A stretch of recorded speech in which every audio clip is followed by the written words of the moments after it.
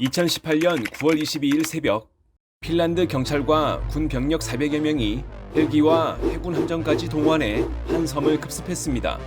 작전이 벌어진 곳은 유럽 최고의 휴양지 가운데 하나로 꼽히는 핀란드 투르크 군도였습니다. 하지만 작전의 대상은 테러 조직도 군사기지도 아니었습니다. 러시아 자본이 소유한 별장들이었습니다. 수색 과정에서 감시 카메라와 대형 통신 장비 외에도 특이한 콘크리트 구조물들이 발견됐습니다. 무엇보다 이 부지들이 전략적 해군 기지와 가까운 위치에 있다는 점이 핀란드 안보 당국을 긴장하게 만들었습니다. 핀란드 정부는 이것이 단순한 휴양용 부동산인지 아니면 다른 목적을 가진 시설인지 철저히 조사할 필요가 있다고 밝혔습니다. 사실 투르크 군도는 유럽에서도 가장 평화롭고 아름다운 해안 지역 가운데 하나로 꼽힙니다. 에메랄드빛 바다 위에 수많은 섬들이 흩어져 있고 외부인의 발길이 거의 닿지 않는 고급 별장들이 조용히 자리 잡고 있습니다. 누구라도 이곳을 전쟁과 연결짓기는 어려울 것입니다. 그렇지만 이 사건 이후 유럽 사회에서는 하나의 질문이 떠오르기 시작했습니다. 전쟁은 정말 총과 전차 같은 무기로만 시작되는 걸까요?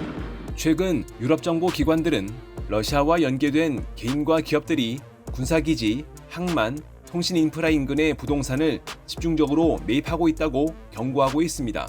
물론 아직 명확한 군사적 증거가 확인된 것은 아닙니다. 그럼에도 유럽 각국은 이제 단순한 부동산 거래조차 안보의 시선으로 보고 있습니다. 그렇다면 부동산은 어떻게 안보 문제로 이어질 수 있을까요? 최근 유럽 안보 전문가들이 주목하는 것은 위치입니다. 러시아와 연계된 자본이 매입한 일부 토지들이 항만, 해저 케이블 상륙 지점, 군사기지, 통신 전력 인프라 인근과 겹친다는 점입니다. 해저 광 케이블은 오늘날 전 세계 인터넷 데이터 대부분이 지나가는 디지털 시대의 해상 고속도로입니다. 이런 지점 인근의 부동산은 단순한 휴양지 이상의 전략적 가치를 가질 수 있다는 분석이 나옵니다. 또 일부 사례에서는 대형 발전 설비나 통신 장비가 설치된 정황이 확인되면서 일부 시설은 단순 휴양용 별장이라고 보기 어려울 정도였습니다. 군사기지 인근의 부동산 역시 마찬가지입니다. 법적으로 보호받는 사유지라는 특성상 국가가 선제적으로 개입하기 어렵다는 점이 안보 당국의 고민으로 떠오르고 있습니다. 다시 2018년 핀란드 사례로 돌아가 보겠습니다. 러시아 자본이 보유했던 섬들은 해군 시설과 가까운 위치에 있었고 핀란드 당국은 자금 세탁과 안보 우려를 이유로 수사를 진행했습니다. 일부 안보 전문가들은 이 시설들이 단순 관광개발 목적을 넘어 전략적 활용 가능성을 주목했습니다. 이 사건이 의미 있었던 이유는 확정된 군사 관련 증거 때문이 아니라 가능성 자체가 처음으로 현실 정치의 의제로 떠올랐다는 점이었습니다. 전략적 위치의 부동산 소유는 단순한 투자로만 봐도 되는 걸까요? 이 질문은 곧 더 넓은 개념으로 확장되고 있습니다. 바로 최근 이슈로 떠오르고 있는 하이브리드 전쟁입니다. 전통적인 전쟁은 국경을 넘는 군대와 명확한 선전포고로 시작됐습니다. 그렇지만 21세기의 갈등은 이와 비교할 수 없을 만큼 훨씬 복합적입니다. 사이버 공격, 정보 왜곡, 에너지 공급 압박, 정치적 개입, 경제적 의존성 확대까지 전쟁은 이미 총성 없이 진행될 수 있습니다. 2014년 크림반도에서 러시아는 정체가 명확히 드러나지 않는 병력을 투입했고 물리적 충돌 없이 전략적 지역을 장악했습니다. 이는 회색지대 전술 또는 하이브리드 전쟁의 대표적 사례로 평가됩니다.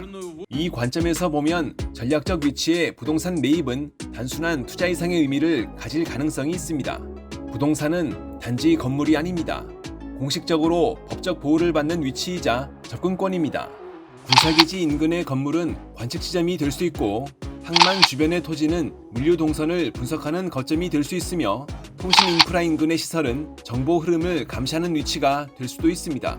물론 이것이 모두 군사적 목적이라고 단정할 수는 없습니다. 하지만 유럽 각국은 이 모호할 수 있는 가능성 자체를 더 이상 가볍게 보지 않기 시작했습니다. 2022년 우크라이나 전쟁 이후 유럽의 안보 인식은 완전히 달라졌습니다. 러시아가 재래식 군사력뿐 아니라 사이버 공격과 에너지 압박, 정보전까지 동시에 활용한다는 사실이 확인되면서 각국은 자국 영토 내부의 취약 요소를 재점검하기 시작했습니다.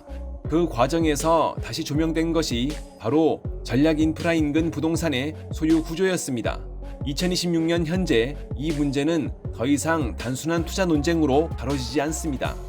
유럽 여러 국가는 이를 잠재적 안보 변수로 보고 있습니다. 가장 먼저 칼을 뽑아든 곳은 핀란드입니다. 핀란드는 2025년 관련법을 강화해 안보 우려가 있는 국가 출신 개인이나 기업의 특정 지역 부동산 매입을 제한하기 시작했습니다. 이미 매입된 일부 토지에 대해서도 국가안보를 근거로 재검토 절차에 들어갔습니다. 발트 3국 역시 유사한 조치를 시행 중입니다. 인접한 스웨덴 역시 최근 국가안보와 관련된 외국인 투자 심사를 강화하고 있습니다. 미국도 예외는 아닙니다. 외국 자본의 전략자산 매입을 심사하는 기구인 미 외국인 투자심의위원회는 2018년 이후 그 권한이 대폭 강화되면서 군사시설 인근 토지 거래도 안보 심사 대상에 포함됐습니다. 이에 따라 최근 몇 년 사이 중국과 러시아가 연계된 자본이 미군 기지 인근 농지를 매입한 사례가 논란이 됐고, 일부 거래는 국가안보를 이유로 차단되거나 강제 매각 조치가 내려졌습니다.